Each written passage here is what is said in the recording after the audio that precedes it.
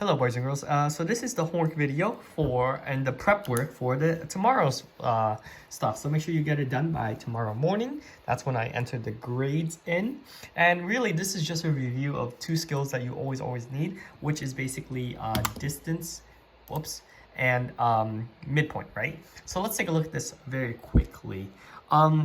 You ever wonder why I asked you guys, the distance formula, in case you guys are wondering, is equal to the square root of, x2 minus x1 squared plus y2 minus y1 squared, right? It's a very ugly formula. I don't expect you to memorize it.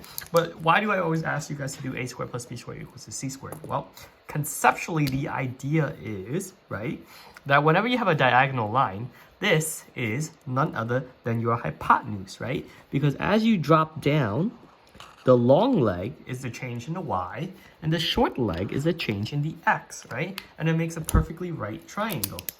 Therefore, this is why you can always use a squared plus b squared equals c squared for solving distance. But obviously, first you need to know the rate of change, right? So just stack them like you normally do, and then ask yourself, how do you go from 4 to -2, -6, and then how do you go from -1 to 3? That's +4. Once you are there, you just want to square the legs, right? So this is 4, that's the distance. This is down 6, but technically 6, right? So 4 squared plus -6 squared is equal to c squared. So that's 16 plus 36 is equal to c squared. And this is going to give you 52 is equal to c squared.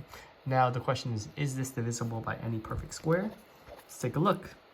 I believe it would be 4, because 4 goes into 15 once, so I would say root 4, root 113.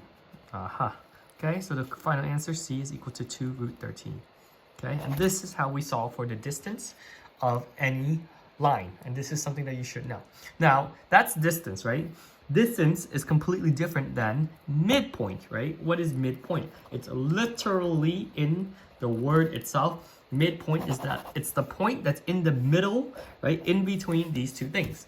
How do you find the middle of something? Well, you find the middle of something by simply taking their average, right? So in this case right here, midpoint does have a formula. It's kind of related to this, but you just take the average of the x's, so x1 plus x2 divided by 2, and average of the y's, y1 plus y2 over 2, right?